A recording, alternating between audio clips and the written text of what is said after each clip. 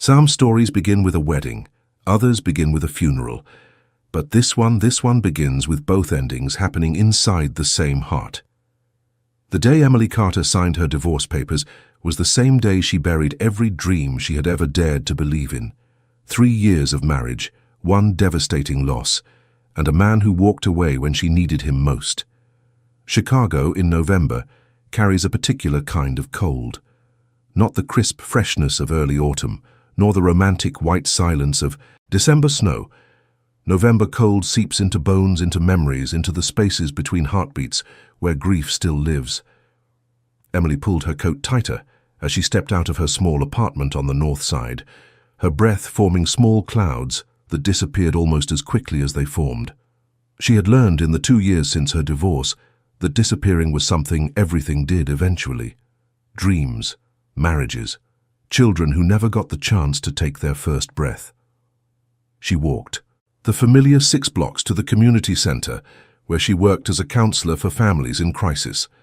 The irony was never lost on her. A woman whose own family had crumbled, spending her days helping others hold theirs together. But perhaps that was exactly why she was good at it. She understood the weight of loss in a way that could not be taught in any university classroom. She had lived it. She was still living it. The community center occupied an old brick building that had once been a factory. Now its large windows let in grey morning light, and its high ceilings echoed with the voices of children in the after-school program. Emily loved this place. It had become her sanctuary, her purpose, her reason to get out of bed on mornings when the emptiness felt too heavy to carry. Today was supposed to be ordinary. A staff meeting at 9, 3 counseling sessions before lunch, paperwork in the afternoon, maybe a quiet dinner alone, a book, and an early sleep. Emily had become expert at filling her days with enough activity to keep the silence at bay. She had rebuilt her life brick by brick, moment by moment, until she could almost convince herself that she was whole again. But fate has a way of laughing at our carefully constructed plans, and Emily Carter was about to discover that the past never truly stays buried. It simply waits, patient and inevitable, for the moment when it can rise again and change everything. The morning passed without incident. Emily counseled a young mother struggling to balance work and childcare.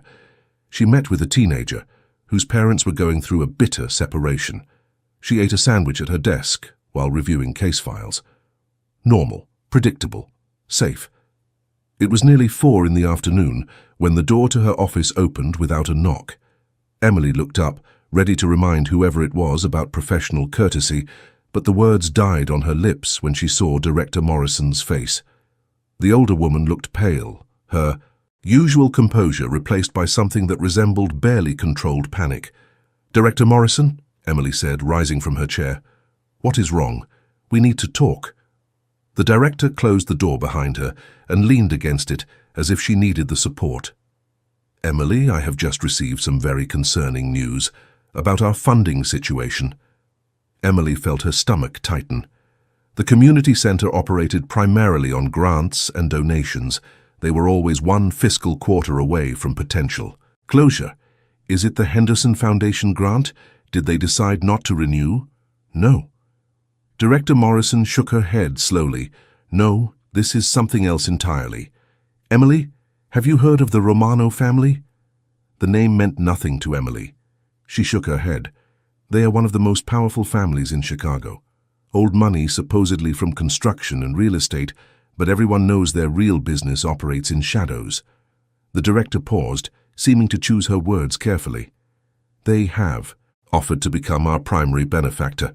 A donation large enough to fund our operations for the next 10 years. That sounds like wonderful news." Emily did not understand the director's obvious distress. "Why do you seem so worried?" "Because of who is behind the offer." Director Morrison walked to the window, looking out at the grey afternoon sky. "The head of the Romano family specifically requested to meet with you, Emily. He asked for you by name." "Me? But I do not know anyone in that family." "Why would they want to meet with me?" Director Morrison turned to face her, and in her eyes Emily saw something that made her blood run cold. a mixture of fear and pity, and the kind of knowledge that changes everything. "Emily," the director said quietly, "the current head of the Romano family is a man named Daniel Romano, but that is not the name he was born with. Before he became Daniel Romano, before he inherited this empire through marriage and circumstance, he was someone else entirely." The room felt suddenly too small, the air too thin. Emily gripped the edge of her desk because her legs had stopped feeling reliable. "His birth name," Director Morrison continued, "was Daniel Carter, your ex-husband." The words did not make sense. They could not make sense.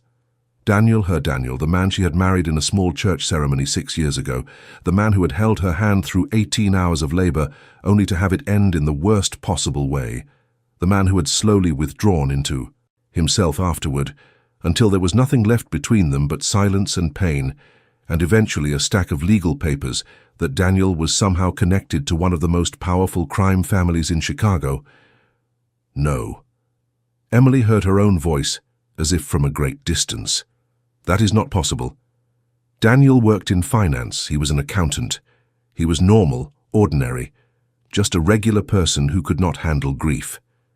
People are rarely what they appear to be." Director Morrison's voice was gentle. "I do not know the details of how he became involved with the Romano family, but I have confirmed the information through multiple sources.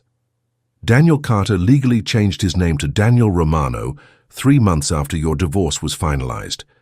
He married Isabella Romano, the only daughter of the previous family head, and when her father passed away last year, Daniel assumed control of the entire organization." Emily sat down heavily. Her mind was racing, trying to reconcile the man she had known, the quiet, somewhat distant accountant who preferred spreadsheets to conversation, with the image of a Mafia boss. It was like trying to force 2 puzzle pieces together that clearly did not fit. "And he wants to meet with me. Why? I do not know. But Emily, I feel I should warn you. The Romano family is known for many things, and very few of them are legal. Whatever Daniel wants, you should be very careful. You do not have to take this meeting if you do not want to." Emily stared at her hands, at the place where her wedding ring used to sit, at the faint tan line that had long since faded. 2 years of building a new life, 2 years of convincing herself that the past was behind her. And now it was reaching out from the shadows, wearing the face of the man who had once promised to love her forever. "No," she said finally, surprising herself with the steadiness of her voice. "I will meet with him. I need to understand what is happening. I need to know why he became this person and what he wants.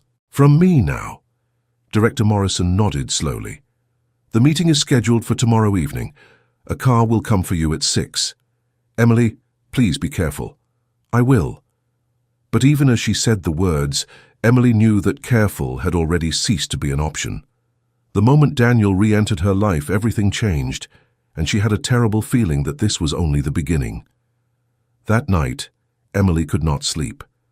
She lay in her small bedroom, staring at the ceiling, her mind replaying memories she had spent 2 years trying to forget. The way Daniel used to laugh before the loss that stole the light from his eyes, the quiet mornings they shared over coffee, when conversation was unnecessary because their silence was comfortable. The nursery they had painted together, soft yellow walls and white furniture and dreams that never got the chance to become real. She had loved him. Despite everything that came after, despite the way he retreated into himself when she needed him most, despite the cold distance that grew between them until divorce seemed like the only option, she had loved him with everything she had, and part of her, the part she kept locked away in the deepest chamber of her heart, still did. But the Daniel she loved was an accountant, a quiet man who wore glasses and worried about tax codes, not a mafia boss, not someone who dealt in shadows and danger. How could one person become someone so completely different? Sleep finally came sometime after 3 in the morning, but it brought no rest.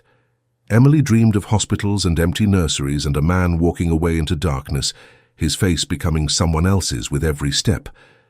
The next day passed in a blur of anxiety and distraction.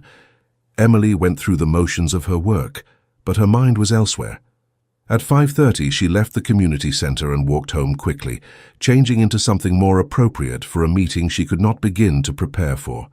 She chose a simple dark dress, professional but not formal, armor for a battle she did not understand. At exactly 6 o'clock, a black car appeared outside her building. It was sleek and expensive, the kind of vehicle that looked out of place on her modest street. Emily watched from her window as a driver in a dark suit emerged and approached her door.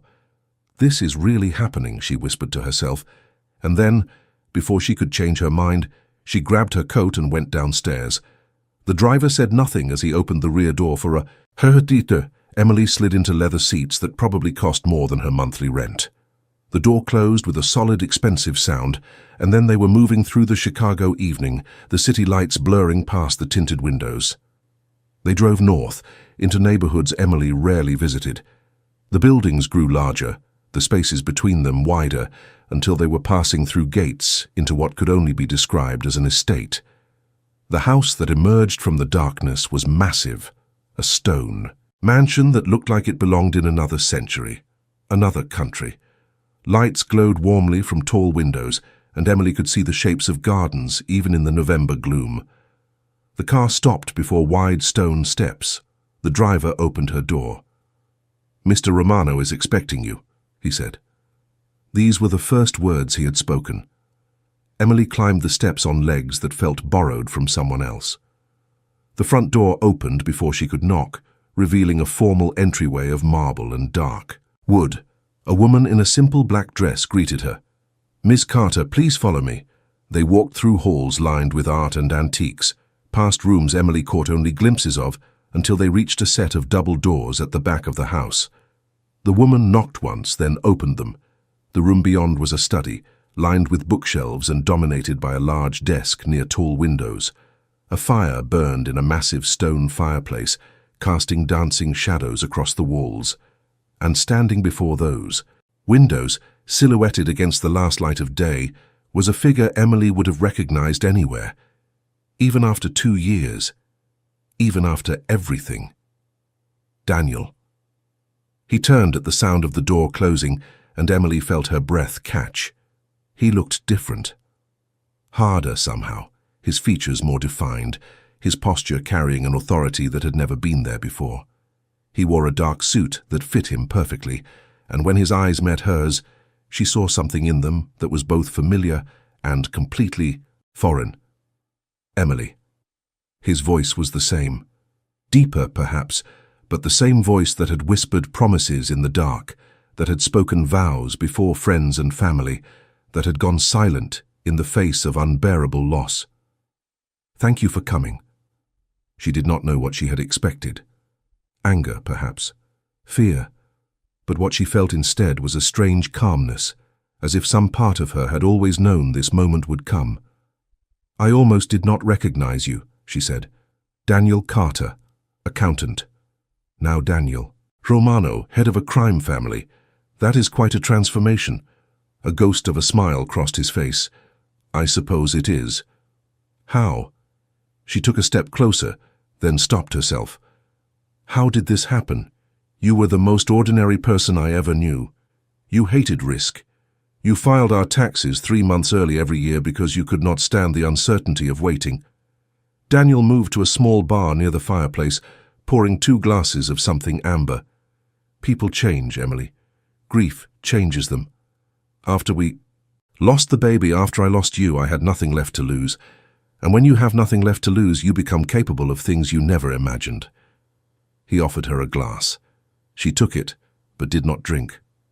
"You left me," she said, the old wound opening despite her best efforts to keep it closed. "When I needed you most, you withdrew. You became a stranger in our own home, and then you just walked away." "I know." He did not look away from her accusation. "I know what I did. I have had 2 years to live with it, to understand the full weight of that failure. I was drowning in my own grief, and instead of reaching for you, I let the current pull me under. By the time I surfaced, it was too late. You were gone, and I was someone else entirely. How did you even end up connected to this family?" Daniel gestured toward 2 chairs near the fire. Emily hesitated, then sat. He took the chair across from her. After the divorce, I was lost. I threw myself into work, took risks I never would have considered before. One of those risks involved investing money for a client I should have investigated more thoroughly. That client was Anthony Romano, the former head of this family. When I discovered who he really was, I should have run. Instead, I saw an opportunity, a chance to become someone powerful enough that nothing could ever hurt me again. And you married his daughter? Yes. Daniel's expression flickered with something Emily could not quite read. Isabella was kind. She understood. Damage because she had her own. We built something together. Not love exactly, but partnership. Mutual understanding. She passed away 6 months ago. Complications from an illness she had fought for years. I am sorry. The words came automatically, but Emily meant them. Whatever Daniel had become, she knew what loss felt like. When Anthony died last year, the organization came to me. Isabella was too ill to take leadership, and she had no siblings. I was the only option. Daniel took a long drink from his glass. So now I am this. A man I never intended to become, running an empire I never asked for, with more power than I know what to do with. Emily let the silence stretch between them, the fire crackling softly, the weight of revelations settling into the space. Why am I here, Daniel? Why did you ask to meet with me? He set down his glass and leaned forward, his eyes holding hers with an intensity that made her heart race. Because I have spent 2 years trying to forget you, and I have failed. Because every success, every achievement, every bit of power I have accumulated means nothing when I think about how I abandoned you when you needed me most. Because I want to make things right, even if I do not know how. You think funding my community center will make things right? No. Daniel shook his head. The donation is real, and it comes with no conditions. Your center does important work, and I have more money than I could spend in 10 lifetimes. But that is not why I asked you. Here. Then why? Because I want you to know the truth, all of it. Who I am now, what I have done, and what I am trying to become. And then I want to ask you a question. What question? Daniel stood, moving to the window where the night had fully descended, the garden lights creating islands of illumination in the darkness. I want to ask you to give me a chance, not to reconcile, not to pretend the past did not happen, but to start something new, to see if the man I am now might be worthy of the woman you have become. Emily felt the world shift beneath her feet. This was not what she had expected. Not demands or threats or the cold business transaction she had braced herself for. This was something far more complicated, a door opening to a path she could not see the end of. You run a criminal organization, Daniel. Whatever feelings might still exist between us, that is not something I can ignore. I know. And I am not asking you to. He turned back to face her. I am asking you to. Let me show you who I really am. Not the man I was when we were married, and not the reputation that precedes me now. The actual person beneath all of that. The person who still remembers the sound of your laugh, who still thinks about the yellow nursery we never got to use, who still loves you even though he has no right to. The words hit Emily like physical blows. She set down her untouched drink and stood. I need time, she said. This is too much to process in one evening. Take all the time you need. Daniel's voice was gentle. I am not going anywhere. And Emily, whatever you decide, the donation to your center stands. That was never about leveraging your feelings. It was about doing something good with resources that came from less good places. Emily walked to the door, then paused with her hand on the handle. The man I married would never have had the courage to say the things you just said. He would have hidden behind silence and distance and let me fill in the blanks myself. I told you. Daniel's voice carried across the room. People change. Sometimes they have to lose everything before they understand what matters. Emily left without another word, but as the black car carried her back through the Chicago night, she knew that everything had changed. The past she thought she had buried was very much alive, and the future, which had seemed so predictable just 24 hours ago, had become a landscape of impossible possibilities. She did not know what she would decide. She did not know if she could ever trust Daniel again, or if the man he had become was someone she could love. But she knew one thing with absolute certainty. She was no longer the same woman who had signed those divorce papers 2 years ago. She had rebuilt herself from broken pieces, and whatever came next, she would face it with the strength she had earned through surviving the worst. The story of Emily Carter was far from over. In fact, it was just beginning. Check if you are already. Subscribe to this channel. If you are not, take a moment to subscribe now, because stories like this one, stories of impossible love and second chances, and the courage to face the past, are exactly what we create here. You will not want to miss what happens next. 3 weeks passed after that first meeting. 3 weeks of Emily going through her daily routines while carrying a secret that changed the color of everything. She had told no one about Daniel, not her colleagues at the community center, not her sister who called every Sunday, not the therapist she saw twice a month to maintain the emotional equilibrium she had fought so hard to achieve. How could she explain something she barely understood herself? The donation arrived exactly as Daniel had promised, an anonymous gift to the community center large enough to secure their operations for years. Director Morrison had been suspicious but practical. Whatever the source, the money would help families in need. Emily kept her knowledge to herself, watching as new programs were announced and long-delayed repairs finally scheduled, knowing that the man behind it all was someone no one would believe if she told them.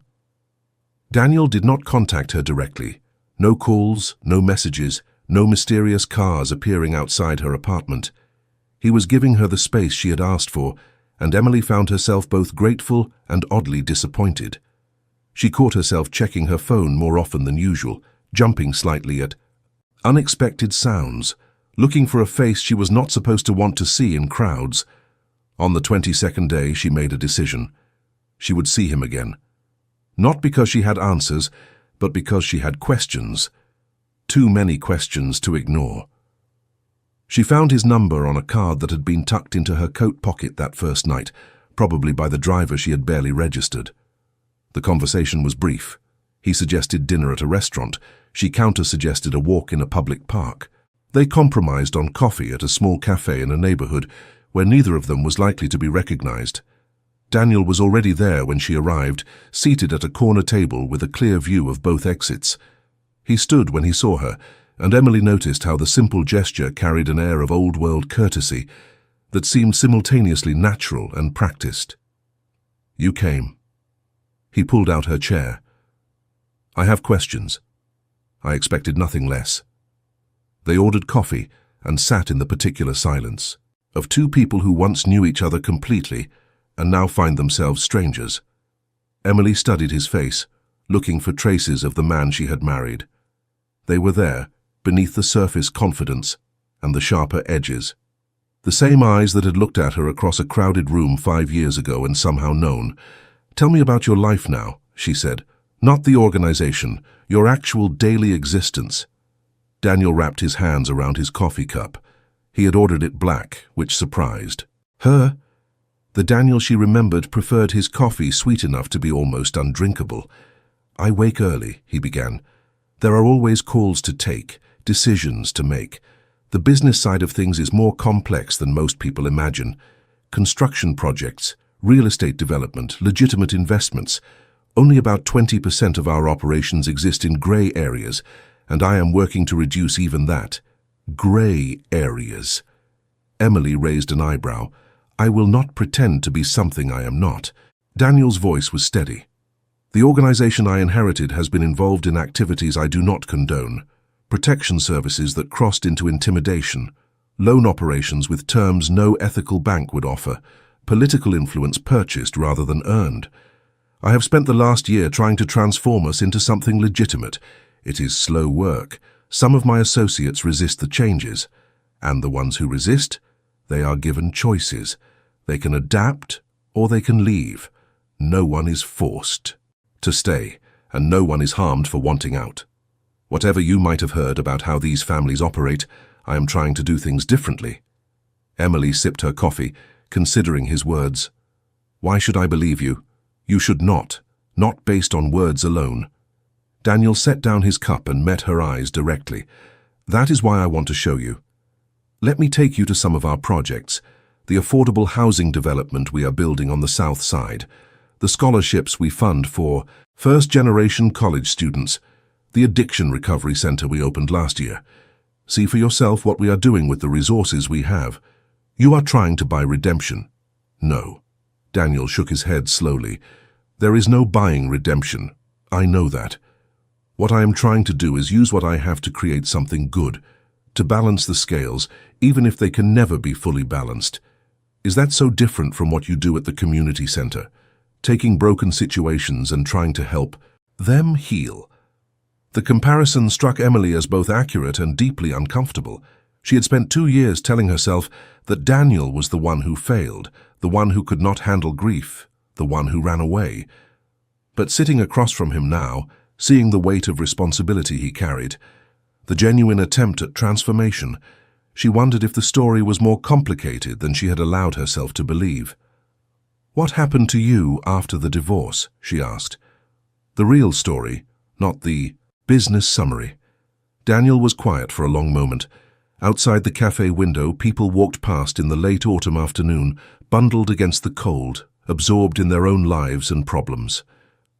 "I fell apart," he said finally. "For about 3 months, I barely functioned. Went to work, came home, stared at walls, lost 15 pounds because eating seemed pointless. And then one day, I was sitting in my apartment with a bottle of something strong, and I realized I had a choice. I could continue, dissolving into nothing, or I could become someone entirely different, someone strong enough to survive. So you chose the Mafia. I chose power." Daniel's voice carried no defensive edge. At the time, I did not think about what that meant in larger terms. I just knew that I had been helpless when it mattered most, helpless to save our child, helpless to save our marriage, helpless to save myself from my own grief. I never wanted to feel that helpless again. Emily felt something shift in her chest. Not forgiveness exactly, not yet, but understanding, a recognition that grief took people to strange and desperate places, that survival sometimes wore faces no one would recognize. "I blamed you," she said quietly. "For years I blamed you for not being there when I needed you, for leaving me to grieve alone, for giving up on us without a fight. I know. And you were right to blame me. I did all those things, but I never asked what you were going through." Emily heard her own voice crack slightly. "I was so consumed with my own pain that I never really tried to understand yours. Maybe if I had, things would have been different, or maybe they would have been exactly the same." Daniel reached across the table, stopping just short of touching her hand. "We were both drowning, Emily. 2 people drowning cannot save each other. All they can do is survive separately and hope they find their way back to shore. And now, I am standing on solid ground for the first time in years, and I see you, standing on your own shore, and I wonder if there might be a bridge somewhere between us." Emily looked at his hand, so close to hers on the scarred wooden table. She remembered how those hands had held hers during labor, had trembled while signing divorce papers, had probably done things since then that she did not want to imagine. "Show me," she said. "Show me these projects. Show me who you are now." Daniel's face transformed with something that looked dangerously like hope. "When? Tomorrow. Before. I can change my mind." They finished their coffee in a different kind of silence, not the uncomfortable tension of strangers, but the charged quiet of 2 people standing at the edge of something neither fully understands. When they parted outside the cafe, Daniel did not try to kiss her or even hug her. He simply looked at her with those familiar eyes in that unfamiliar face and said, "Thank you for giving me a chance." Emily walked home through the cold November streets, her mind full of questions she could not answer. She was walking into something dangerous, not the physical danger of criminals and power struggles, though that existed too, something more personal. The danger of opening a door she had sealed shut, of risking a heart she had only recently learned to protect. But she had not rebuilt her life by playing it safe. She had rebuilt it by facing hard truths and making difficult choices. And whatever Daniel had become, whatever the organization he led represented, she could not make informed decisions without information. Tomorrow she would see for herself, and then, maybe then, she would know what to do next. The morning arrived grey and cold, winter making its first serious threats against autumn. Emily dressed practically in warm layers and sensible shoes, unsure what the day would involve. At exactly 9 o'clock, a car appeared outside her building. Not the sleek black vehicle from before, but something more modest, a dark sedan that would not draw attention. Daniel was in the back seat. He smiled when she climbed in, and Emily noticed he was dressed casually as well, jeans and a sweater that reminded her almost painfully of the man he used to be. "Thank you for coming. I said I would." The first stop was on the south side of Chicago, an area Emily knew only from news reports about crime rates and economic depression. But what she saw when they arrived was not decay. It was construction. Dozens of workers in hard hats moved around a skeleton, of buildings rising from what must have recently been vacant lots. Affordable housing, Daniel explained as they walked through the site, hard hats of their own perched awkwardly on their heads. 300 units when it is finished. Mixed income, so we do not just concentrate poverty in one place. Ground floor retail to bring jobs to the neighborhood. A community center not unlike your own. Emily watched the workers, listened to the foreman calling instructions, felt the energy of something, being built rather than torn down. "This is real," she said half to herself, "as real as anything." Daniel led her to a trailer that served as a site office, where plans were spread across tables and project timelines covered the walls. "We will not make our money back for decades, if ever. But that is not the point.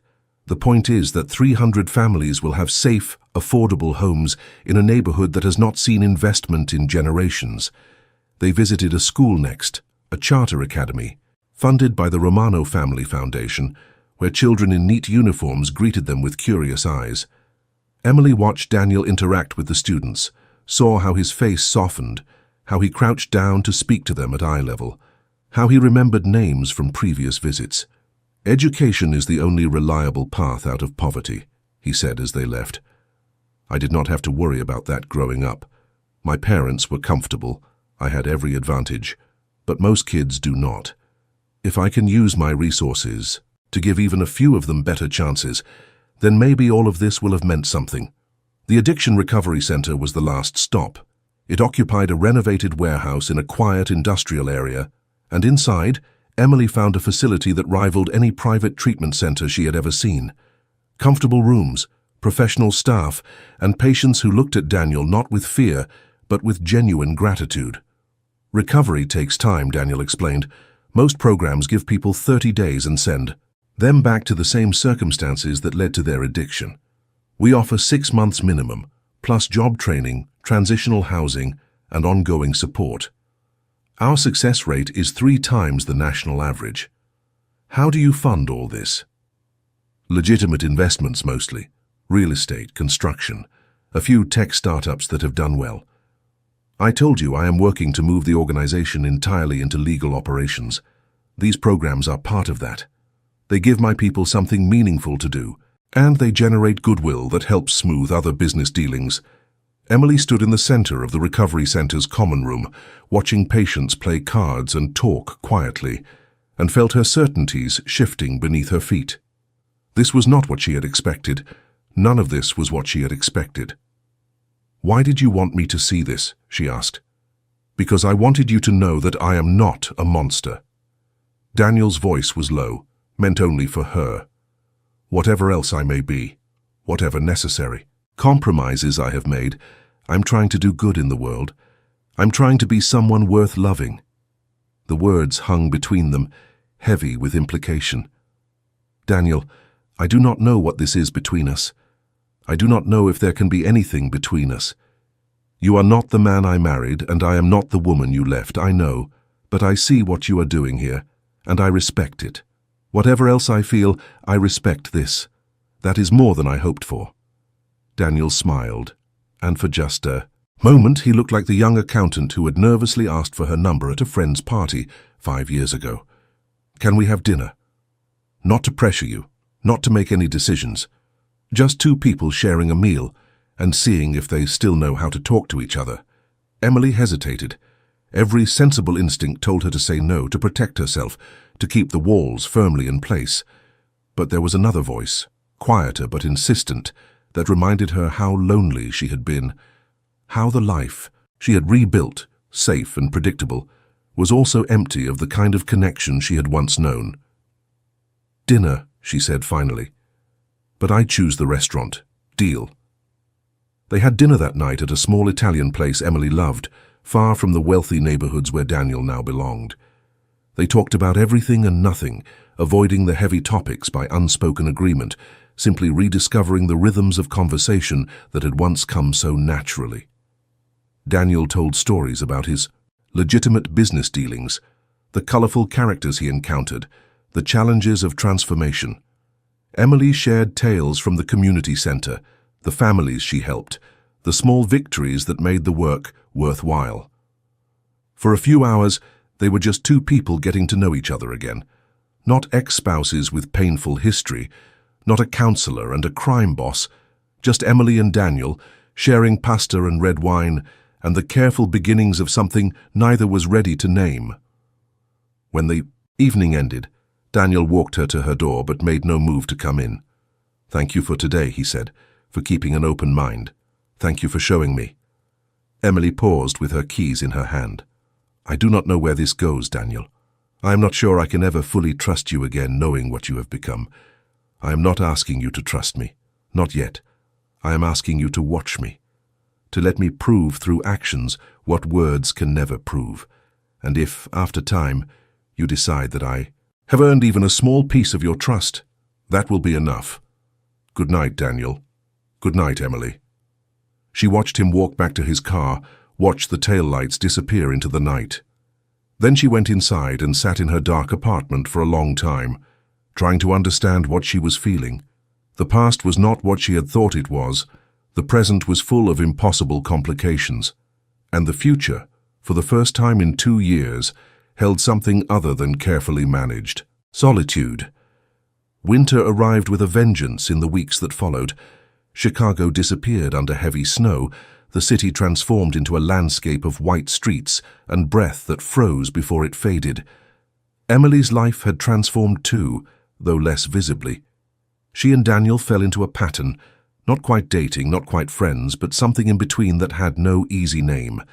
They met once or twice a week, always in public places, always with the understanding that this was exploration rather than commitment. Sometimes they had dinner. Sometimes they walked through museums or sat in coffee shops or watched the city from the observation deck of tall buildings. They talked about their pasts, their presents, their uncertain hopes for the future. And slowly Emily began to see the man Daniel had become. He was still recognizable, still carried echoes of the quiet accountant she had married. But there was a core of steel in him now that had not existed before. A willingness to make hard decisions, to shoulder responsibilities that would crush lesser people, to live with compromises that had no clean answers. He was more complex than the man she had known, and in some ways more admirable. The transformation that had led him to power had also led him to purpose. He was using his position to make genuine change, and that mattered. But Emily also saw the shadows. Daniel carried a weight that never fully lifted, visible in the way he sometimes stared into middle distance, in the security personnel who were never far away, in the conversations cut short by encrypted phone calls he stepped away to take. His world was dangerous in ways she could only glimpse. People depended on him, but people also wanted to harm him. Every day he walked a line between power and vulnerability. "Do you ever regret it?" Emily asked him one evening as they sat in a quiet corner of a jazz club, the music wrapping around them like warm smoke. "Taking over the family, becoming this person?" Daniel considered the question with the seriousness he brought to everything. "I regret the circumstances that made it possible. Isabella's illness, Anthony's death, my own desperate need to become something stronger than I was. But the position itself, No. I have done more good in 2 years than I could have in a lifetime as an accountant. I have the power to change lives, to build things that matter. That is not something to regret. Even knowing what you have to do to maintain that power. Even knowing. Daniel's eyes met hers in the dim light. I do not pretend to be innocent, Emily. Decisions I have made have had consequences for people who probably did not deserve them. But I try to minimize harm. I try to use force only when necessary and never cruelly. I am building something that could outlast me, something legitimately good. If the cost of that is my own moral purity, I am willing to pay it. I do not know if I could live like that. Emily traced the rim of her glass.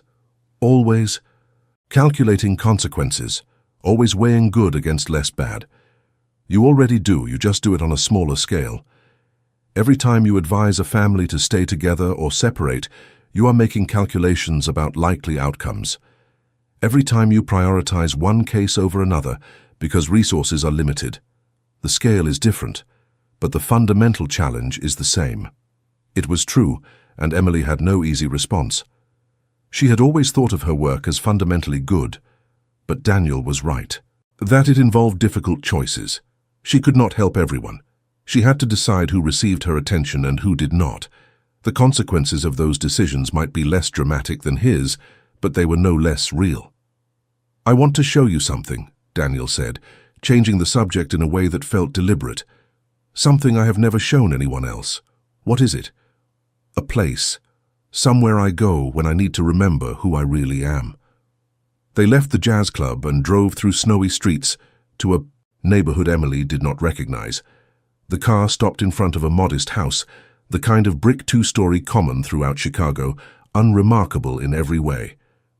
I bought this house 3 months ago, Daniel explained as they walked up the freshly shoveled path. Anonymously through several shell companies. No one in my organization knows about it. Why?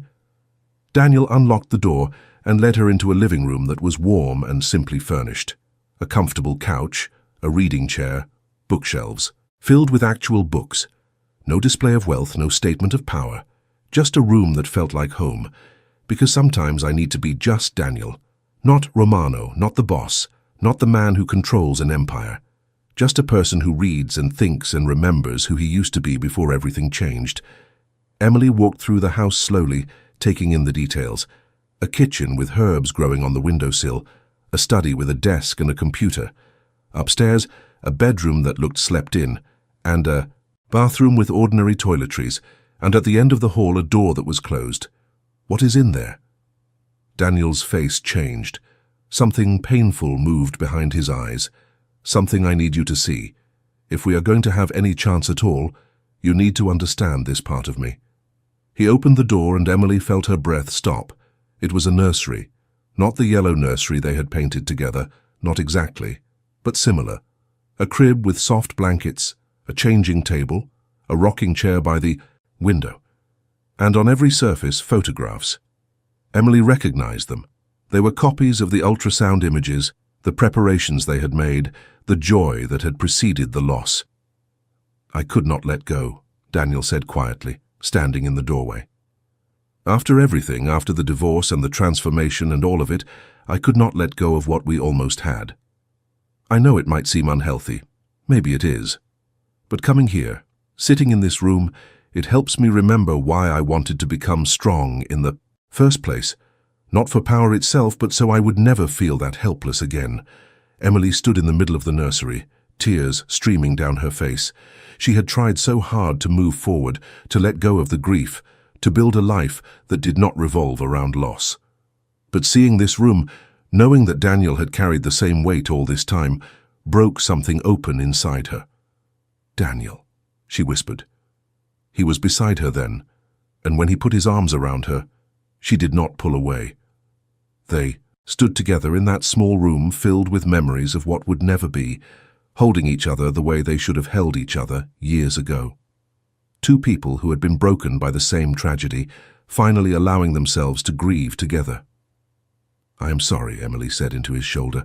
I'm so sorry I did not understand how much you were hurting. I am sorry I could not show you. I'm sorry I ran away instead of letting you help me." They stayed like that for a long time, in the house that no one knew about, in the room that held their shared loss. And when they finally separated, something had changed between them. Not forgiveness exactly, not yet, but the beginning of healing. The first tender shoots of connection growing in ground that had been frozen for too long. This is the moment, right here, that will stay with me forever. The moment when I realized that some wounds can only heal when they are shared.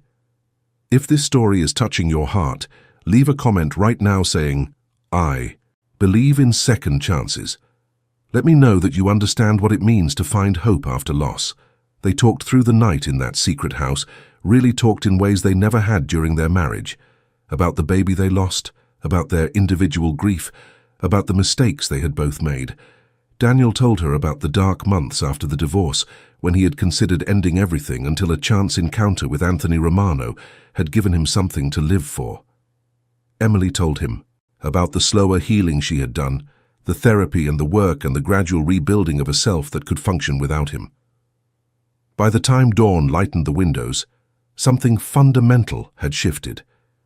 Emily looked at this man she had married and divorced and thought she knew, and she saw him clearly for the first time.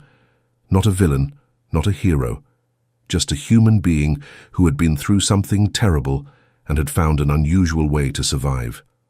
"What happens now?" she asked. "Whatever you want to happen." Daniel's voice was rough with exhaustion and emotion. "I will not pressure you, I will not demand anything, but I want you to know that I love you. I never stopped loving you, even when I was too broken to show it. And if there is any chance at all that we can build something together, something new that honors what we lost, I will spend the rest of my life trying to deserve it." Emily took his hand, the hand of a man who controlled an empire built in shadows, the hand that had trembled while signing divorce papers, the hand that now reached for her with a vulnerability that no amount of power could protect. "I am not ready to say I love you," she said carefully. "Too much has happened. Too much trust has been broken. But I am willing to try, to see if we can find our way back to each other or forward to something new. I am willing to take that risk." Daniel raised her hand to his lips and kissed it gently. "That is all I ask." Spring came to Chicago like a slow awakening, snow melting into muddy puddles, then drying into the first hints of green. Emily watched the transformation from her office window at the community center, thinking about all the ways her own life had transformed over the winter months. She and Daniel were together now, though what that meant exactly was still being defined. They saw each other regularly, sometimes at his estate, sometimes at her apartment, often at the secret house that had become their private sanctuary. They were learning each other again, discovering who they had become, and whether those new selves could fit together. It was complicated. Emily had not told anyone the full truth about Daniel. Her colleagues at the community center knew she was seeing someone, but they did not know that someone was one of the most powerful men in Chicago's underground economy. Her sister suspected something was being hidden, but Emily deflected with vague explanations about privacy and taking things slow. She was not ashamed of Daniel, but she was not ready for the conversations his identity would require. Daniel, for his part, was working to accelerate the transformation of his organization. He had set a goal of moving entirely to legitimate operations within 3 years, and he was on track to meet it. The shadier elements of the family business were being systematically dismantled, their former participants offered buyouts or positions in legal enterprises. Not everyone was happy about the changes, but Daniel's authority was absolute, and opposition remained underground. It was during one of these transformation meetings that danger finally found them. Emily was at the estate that evening, reading in Daniel's study, while he met with his senior advisors in the room next door. She had become familiar with these evenings, the murmur of serious voices, the occasional raised tone quickly lowered. She did not ask for details about what was discussed. There were parts of Daniel's life she needed to remain ignorant of, both for her own protection and her own conscience. The explosion came without warning. One moment Emily was turning a page, the next she was on the floor, ears ringing, dust and debris falling around her. The window behind her had shattered, and through the chaos she could see flames somewhere in the garden. Emily. Daniel was there, pulling her to her feet, his face cut and bleeding from flying glass. "We have to go. Now." "What happened?" "Later. Move." They ran through the house, which had transformed into a scene from a nightmare. Security personnel were everywhere, shouting into radios, weapons drawn.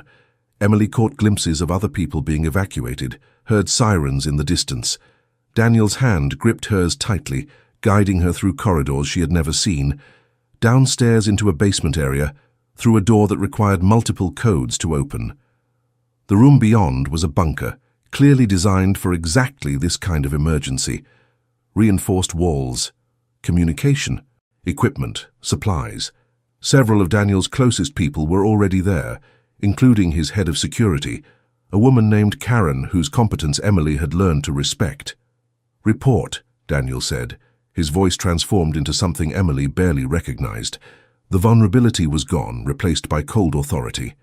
"Car explosive in the garden," Karen responded. "Detonated remotely. 2 of our people were near the vehicle. They did not survive." Emily felt her stomach lurch. 2 people dead. Just like that. Because someone wanted to send Daniel a message, or worse. Do we know who? Working on it. Karen glanced at Emily briefly, then back to Daniel. "But we have a suspected leak. Someone inside told them exactly when and where to strike." The next hours blurred together for Emily. She sat in the corner of the bunker, watching as Daniel managed the crisis with a competence that was almost frightening. He made decisions quickly, issued orders that were immediately followed, maintained absolute control even as the situation remained dangerous. This was the part of him she had not seen before, the part that had allowed him to rise from grieving accountant to head of a criminal empire. Around midnight, Karen approached her with a cup of coffee. "You should get some sleep if you can. This might take a while. How can anyone sleep after something like this?" Karen sat down beside her, her expression sympathetic despite its professional composure. "You learn to, eventually. The boss has enemies. That is the nature of power. What matters is that he protects what is his, and you are clearly included in that category. 2 people died tonight." "Yes." Karen's voice was matter-of-fact. "And if the boss had been in that garden instead of in his meeting, it would have been more. The people who did this wanted to cut off the head. They failed." Emily looked across the room at Daniel, who was still deep in strategic discussions. She had known, intellectually, that his world was dangerous. But knowledge and experience were different things. Tonight she had felt the reality of what it meant to be connected to a man like him. "He is a good man," Karen said quietly. "Better than most people in his position would be. The transformation he is leading, the legitimate future he is building, that is not just strategy. He believes in it. He wants to be someone worthy of the name his children might carry someday." Emily turned to look at her. "You know about us. I know about most things that matter to the organization, and you matter to him more than anything has in a long time. Do not underestimate what that means." It was nearly dawn when Daniel finally came to her. His face was still marked by cuts, though someone had cleaned and bandaged the worst of them.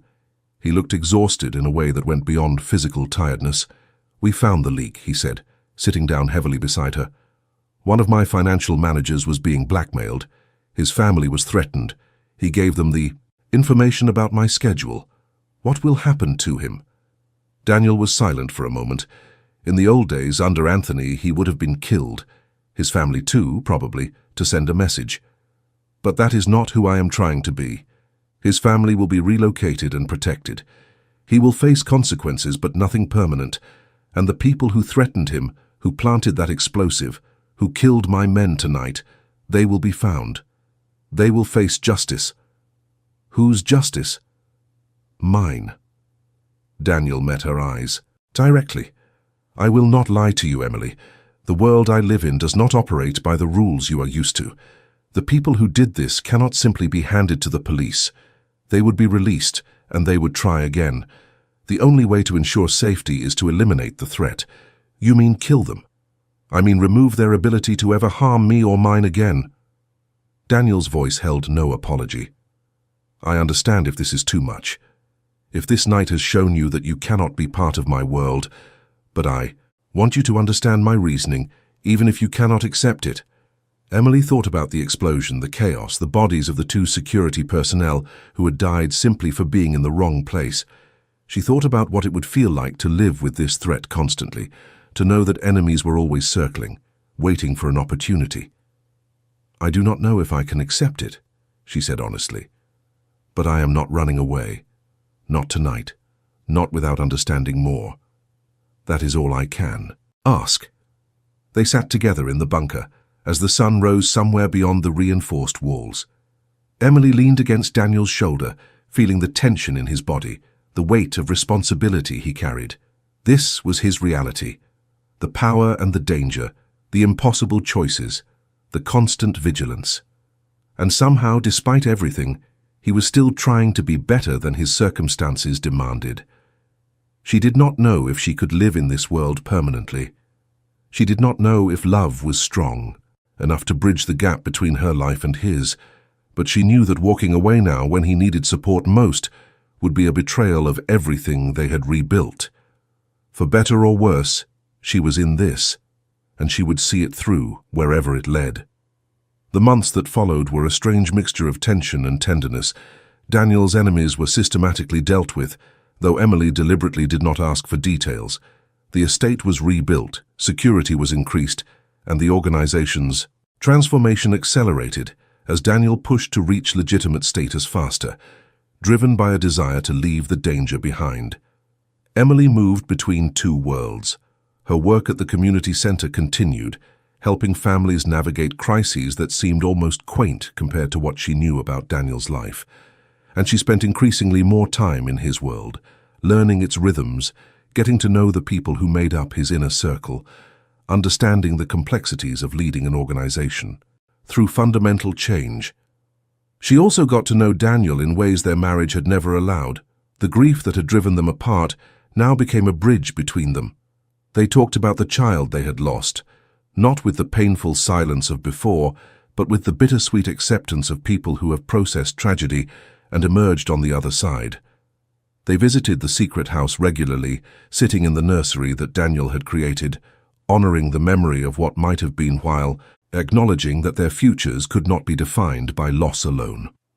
"I want to start a foundation," Emily said one evening as they sat on the porch of the secret house, watching summer fireflies dance in the warm air.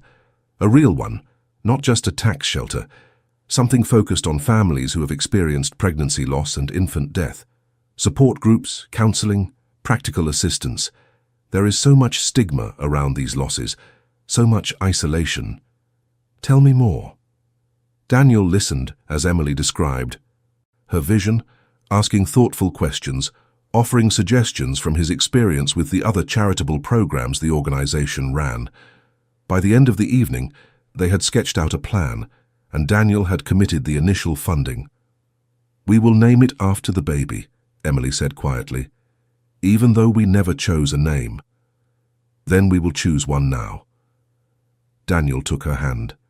Together, they settled on Hope, the Hope Foundation, dedicated to supporting families through the darkness of loss and into the possibility of future light. It was not the child they had wanted, but it was something. A way of creating meaning from tragedy, of ensuring that their loss might help others heal. As summer turned to autumn, Emily realized that she had stopped thinking of Daniel's world as separate from her own. The two had merged, complicated and imperfect, but undeniably real. She attended functions with him now, met openly with his associates, accepted a role in the organization's charitable activities that gave her influence and purpose. Not everyone was happy about her presence. Some of Daniel's older associates viewed her as an outsider, a distraction, a weakness. They remembered the harder times under Anthony Romano and resented the changes Daniel was implementing, but they kept their objections quiet for the most part. Daniel's authority was not to be questioned. The exception was a man named Marcus Reeves, who had been Anthony's closest advisor and now led the faction most resistant to transformation. He was careful never to openly challenge Daniel, but Emily caught him watching her sometimes with an expression that made her uncomfortable. He had built his career in the shadows, and Daniel's push toward legitimacy threatened everything he valued. "Be careful around him," Daniel warned when Emily mentioned her unease. "Marcus is valuable to certain aspects of our business, but his loyalty is to the old ways, not to me personally. I am managing him, but he is not someone to underestimate. You could remove him, not without evidence of betrayal, and he is smart enough not to give me that." Emily filed the warning away, adding it to the growing store of knowledge about this world she had entered. She understood now why Daniel maintained such tight security, why trust was measured in careful increments, why power required constant vigilance. The empire he had inherited was built on foundations of fear and self-interest, and transforming it into something better was like trying to renovate a house while still living in it. But progress was being made.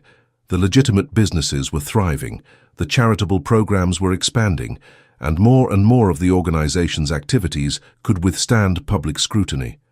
Daniel's 3-year goal was within reach, and for the first time, Emily allowed herself to imagine a future where his power came from creation rather than destruction. That future nearly ended on a cold November night, exactly 1 year after their first meeting. Emily was at her apartment that evening catching up on work. Daniel was at the estate, hosting a meeting of his senior leadership to finalize the next phase of their legitimate transition. They had planned to see each other the following day, to mark the anniversary with dinner at the restaurant, where they had their first meal together after his revelation. The call came at 11 o'clock. Not from Daniel, but from Karen. "Emily." Karen's voice was tight with barely controlled urgency. "You need to come to the estate now. What happened?" "Marcus Reeves made his move. He has been working with outside interests, people who want to stop the transformation. They have the estate surrounded. Daniel is holding them off, but the situation is bad." "How bad?" "Bad enough that he asked me to call you, to tell you what might happen, and to tell you something else." "What?" "He said to tell you he loves you, and that whatever happens, the last year with you was the best of his life." Emily was in a car within minutes, driving faster than was safe through dark streets. Her mind was a chaos of fear and desperate hope. She could not lose him. Not now, not after everything they had survived together, not when they were so close to the future they had worked toward. The estate was indeed surrounded when she arrived, police and emergency vehicles blocking every approach. Emily pushed through the chaos, identified herself to the officers in charge, and was eventually allowed past the outer perimeter to where Karen was coordinating the response. "What is the situation?" "Marcus and about 30 men have control of the main house. They have hostages, including several of Daniel's most trusted people. They are demanding that Daniel sign over control of the organization before they will release anyone." "And Daniel?" "He escaped the initial takeover with a small team. They are somewhere on the grounds, probably in one of the secondary buildings. He has been in communication, trying to negotiate, but Marcus is not interested in compromise. What are the police doing?" "Preparing for the possibility that negotiation fails." Karen's face was grim. "If Marcus starts harming hostages, they will breach, and if that happens, a lot of people might die." Emily stood in the cold night air, watching the lights of the estate where her future had almost taken shape. Inside those walls, the man she loved was fighting for his life and the lives of people who depended on him. And there was nothing she could do but wait. Or was there? "Karen," Emily said slowly, "does Marcus know about me? About my relationship with Daniel?" "Of course. Everyone knows." "Then maybe I can help. Maybe I can give him something he wants more than signatures on paper." "You are not suggesting what I think you are suggesting. I am suggesting that I offer myself as a hostage in exchange for the others. Daniel will not sign over control of his organization. We both know that. But if Marcus has me, he has leverage over Daniel that goes beyond business." "Emily, that is insane. Daniel would never agree to it. Then we will not tell him until it is done." Emily met Karen's eyes with a determination that surprised even herself. Daniel has spent a year trying to protect me from his world. Now it is my turn to protect him. Let me do this." The negotiation was brief. Marcus, it turned out, had been hoping for exactly this opportunity, a chance to humiliate Daniel by threatening the woman he loved, to break his resolve in a way that mere business pressure never could. Emily walked into the main house with her hands raised, her heart pounding, her mind focused on the single goal of buying time. The hostages were released one by one as Emily moved deeper into the building. By the time she reached the main hall where Marcus waited, most of Daniel's people were free, streaming out to safety. Only a handful of Marcus's core supporters remained, gathered around their leader like wolves scenting blood.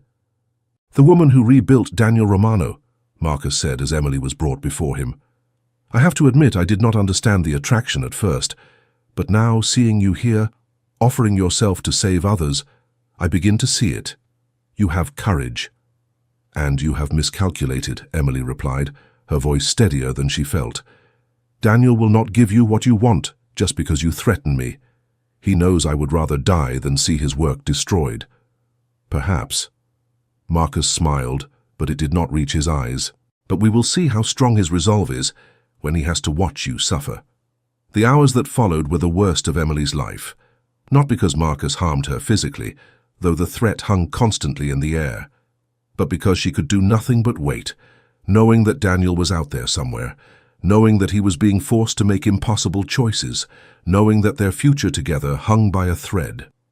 Dawn was breaking when the breach finally came, not from the police but from Daniel himself, leading a team that had been quietly positioning themselves throughout the night.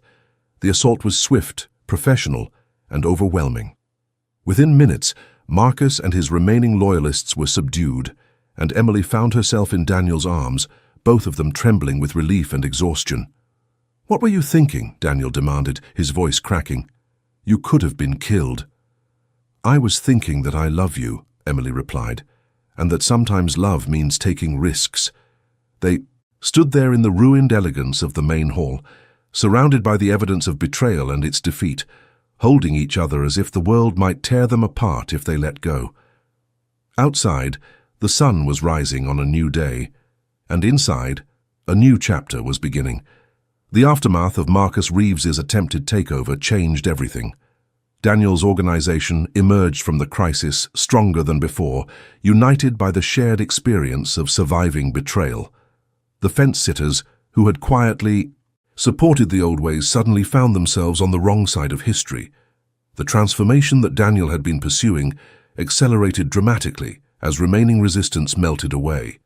Within 6 months, the last of the questionable operations were shut down or sold off. The Romano family, as it was still called for historical reasons, became exactly what Daniel had envisioned from the beginning: a legitimate business empire built on construction, real estate, technology, and philanthropy. The shadows receded, replaced by the ordinary challenges of running large enterprises in the modern world.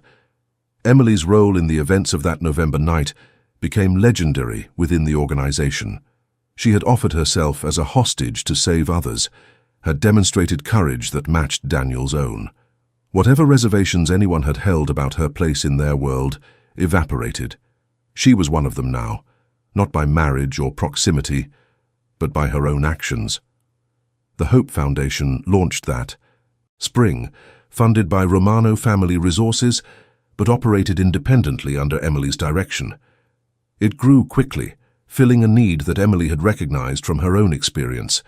Support groups formed in cities across the country. Counseling services reached families who had nowhere else to turn. Research grants advanced medical understanding of pregnancy loss. What had begun as a personal act of healing became a movement.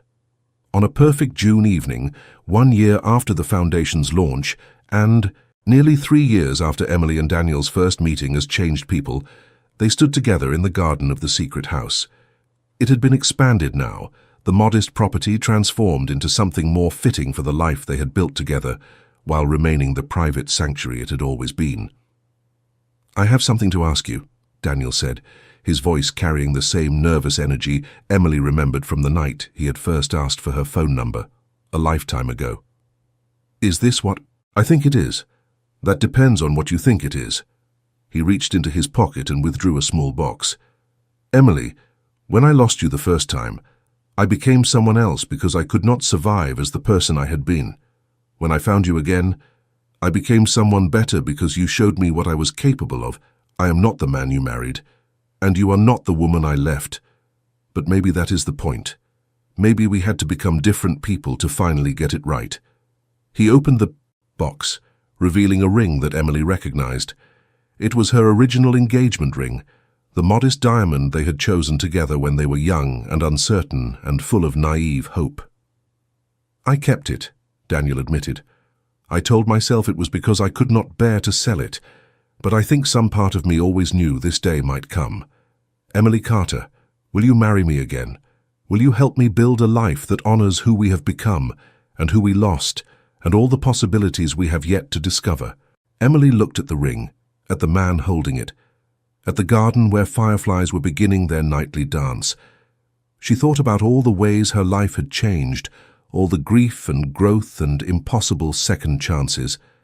She thought about the child they had lost and the foundation that carried their name. She thought about the dangerous world Daniel had navigated and the legitimate empire he had built. And she thought about love. Not the naive love of their first marriage, the love that could not survive tragedy, but the mature love they had built together, tested by time and circumstance, strong enough to face whatever came next. "Yes," she said. "Yes, I will marry you." Daniel slipped the ring onto her finger, and it fit perfectly, as if the years between had never happened. They kissed in the garden of their secret house, two people who had been broken by the same tragedy and found each other again on the other side. The wedding was held 3 months later, a small ceremony attended, only by family and closest friends. Emily's sister stood beside her as maid of honor, having finally been told the full truth and having accepted it with the practical pragmatism Emily had always loved about her. Karen served as Daniel's best woman, a choice that surprised no one who knew how much she had done to help them reach this point. They wrote their own vows, standing before the same altar where they had married the first time, speaking words that acknowledged the past, while embracing the future. "I promise to stay," Emily said, looking into Daniel's eyes. "Not because it is easy, but because it is worth it. I promise to see you, all of you, even the parts that live in shadows. And I promise to keep building hope for us and for everyone our story might touch." "I promise to protect," Daniel replied, "not by hiding you from my world, but by making that world worthy of you. I promise to keep transforming, to keep becoming better, to keep earning the love you have given me. And I promise to never run again, no matter how hard it gets." They exchanged rings, newly purchased bands that complemented the restored engagement ring, and when they kissed, the small crowd cheered for a love that had survived more than most people could imagine. The years that followed brought the ordinary challenges and joys that fill any life. The Hope Foundation grew into a national organization, with Emily eventually stepping back from daily operations to train the next generation of leaders. Daniel's legitimate empire thrived, creating jobs and contributing to communities across the country. They moved from the estate to the secret house, now no longer secret, wanting a home rather than a fortress. And one autumn morning, 5 years after their second wedding, Emily woke Daniel with news that changed everything once more. The pregnancy was closely monitored, both of them carrying fears that never fully faded. But week by week, month by month, the baby grew strong and healthy. When their daughter was born the following spring, she arrived screaming and perfect, and they named her Hope after the foundation that had given them purpose in their darkest time. "We made it," Emily whispered, holding their daughter in the quiet of the hospital room, while Daniel sat beside her, tears streaming down his face. "After everything, we made it." "You made it," Daniel replied. "You saved us, Emily. You saved me. Everything good in my life exists because you were brave enough to give me another chance." "No." Emily smiled, exhausted and radiant and more certain than she had ever been. "We saved each other. That is how it works when love is real. You save each other over and over again, until saving becomes simply living, until the two of you become one story, told across all the years you have left." They brought hope home to the house that had once been secret, that had become a sanctuary, that was now simply home. The nursery that Daniel had created years ago, preserved through everything, finally welcomed the child it had always been waiting for. And in the quiet moments of those early days, feeding and changing and marveling at the miracle of new life, Emily and Daniel finally understood what their journey had been building toward. Not power, not redemption, not even second chances, though they had needed all of those things along the way. Family. That was what they had been building. A family forged in loss, tempered by transformation, and finally made real by the courage to love again. If you have watched this far, it is because you liked this story. Leave a comment saying I have watched this far so I can get to know you and see who really enjoys the stories here on the channel. Hit that subscribe button if you have not already, because stories like this one, stories of impossible love and second chances and the courage to rebuild, are exactly what we create here. Like this video if it touched your heart, and share it with someone who needs to believe that broken things can be made whole again. Emily Carter Romano stands at the window of her home, watching her daughter play in the garden where fireflies dance on summer evenings. Her husband works in the study behind her, the empire he built now fully legitimate, his power used to create rather than destroy. The Hope Foundation helps thousands of families every year, turning grief into purpose, loss into meaning.